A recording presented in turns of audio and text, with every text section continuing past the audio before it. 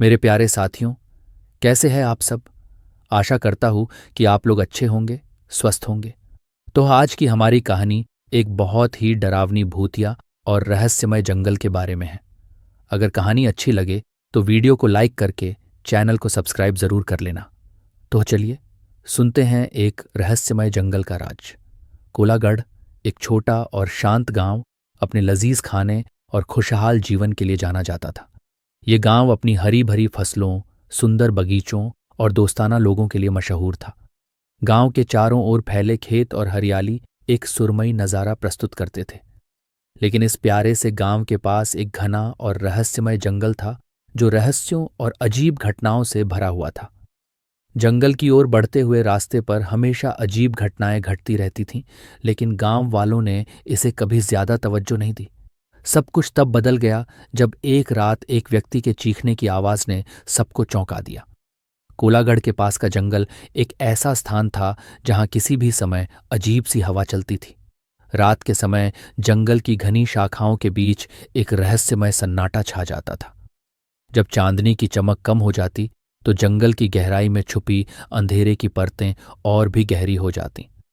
कहते थे कि इस जंगल में रात के समय कुछ अदृश्य शक्तियां जाग जाती हैं, और इन शक्तियों के डर के कारण गांव वाले रात के समय कभी भी जंगल की ओर नहीं जाते थे।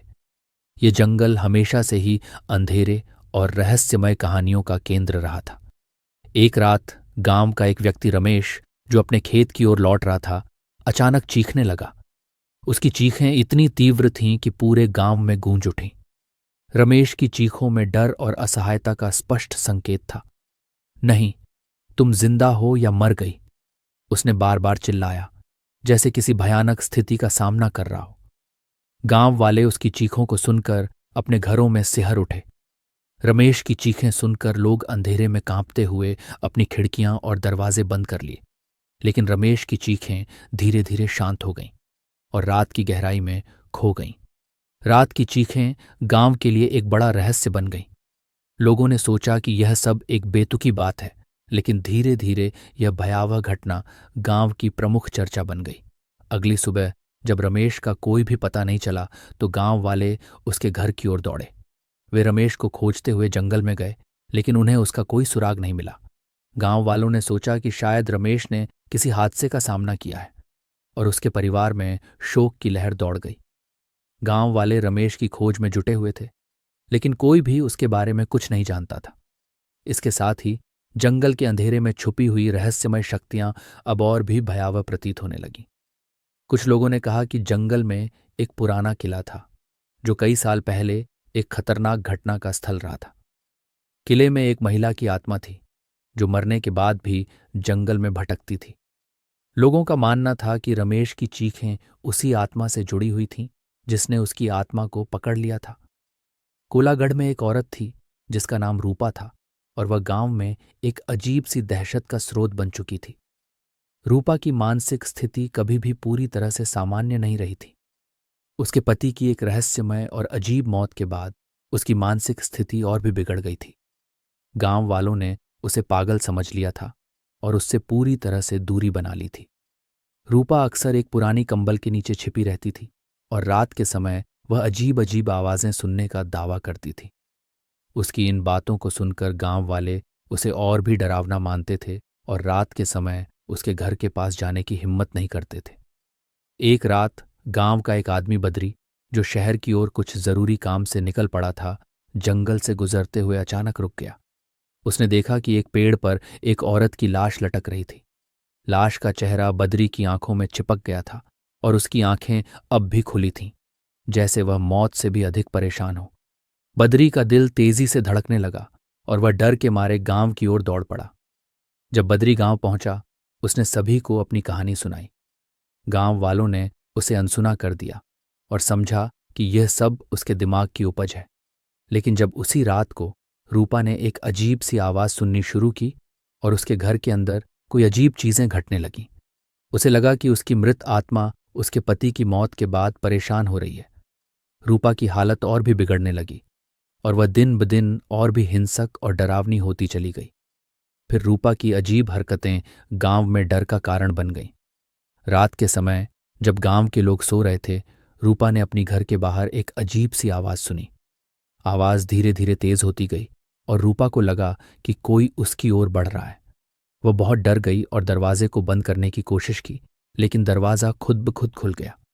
जब उसने बाहर देखा तो एक सफेद साड़ी में एक महिला की आकृति उसकी ओर बढ़ रही थी। रूपा की चीखें सुनकर गांव वाले बाहर निकले, लेकिन जब वे वहां पहुंचे तो उन्हें कुछ भी नहीं मिला।